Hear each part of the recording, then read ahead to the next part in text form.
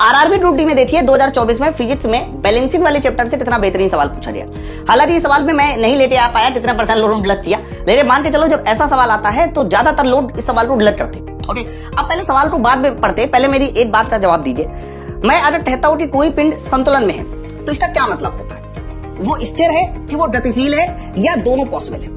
तो आपके मन में, ज्यादातर बच्चों के मन में यही आ रहा है कि अरे संतुलन में तो स्थिर होगा, गतिशील तो नहीं हो सकता। नहीं, ऐसा नहीं मेरे भाई। संतुलन और असंतुलन को पहले ध्यान से समझो। जब भी कभी मैं कहता हूं कि कोई भी पिंड संतुलन में है तो संतुलन का मतलब ये होता है, बैलेंसिंग का मतलब ये होता है कि उस पर जो नेट फोर्स होना चाहिए वो जीरो होना चाहिए। क्या होना चाहिए? नेट फोर्स जीरो होना चाहिए। अगर नेट फोर्स जीरो है तो 101% वो बैलेंसिंग में।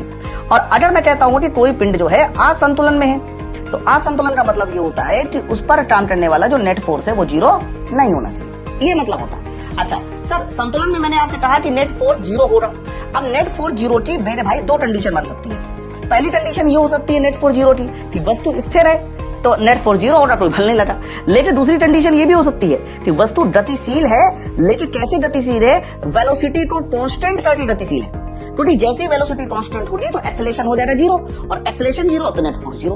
तो संतुलन में ध्यान रखना, दोनों चीजें पॉसिबल होती है। वस्तु स्थिर भी हो सकता है, वस्तु गतिशील भी हो सकता है। बस गतिशील जो होना चाहिए वो हमारा कांस्टेंट वेलोसिटी से गतिशील होना चाहिए, तो भी वो पिंड संतुलन की स्थिति में होगा।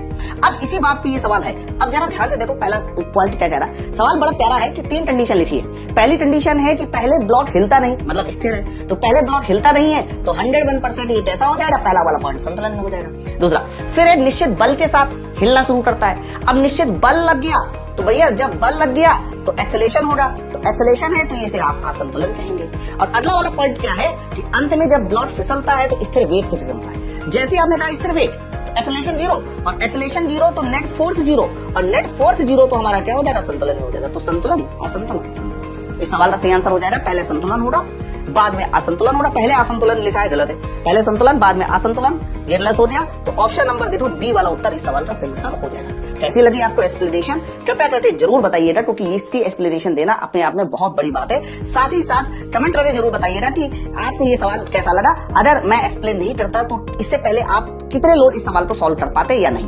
2026 में सभी रेलवे एग्जाम के लिए आप मेरा साइंस स्पेशल बैच ज्वाइन कर सकते हैं। इसको ज्वाइन करने के लिए इस नंबर पे कॉल कर लीजिए। माई पर्सनल एप्लीकेशन को डाउनलोड करके सिर्फ 599 में कंप्लीट बैच ज्वाइन कर सकते हैं। बैच की खास बात क्या है कि 2019 से 2026 तक के सारे प्रीवियस ईयर क्वेश्चन मिलेंगे आपको। क्लास क्वेश्चन पीडीएफ बाइलिंगुअल मिलेगी। जो भी कॉन्सेप्ट होगा वो नीट एंड क्लीन होगी, न्यूमेरिकल अप्रोच बेस्ड मिलेगी। फिजिक्स, केमिस्ट्री, बायोलॉजी को मिला के 160 घंटे प्लस क्लास होगी।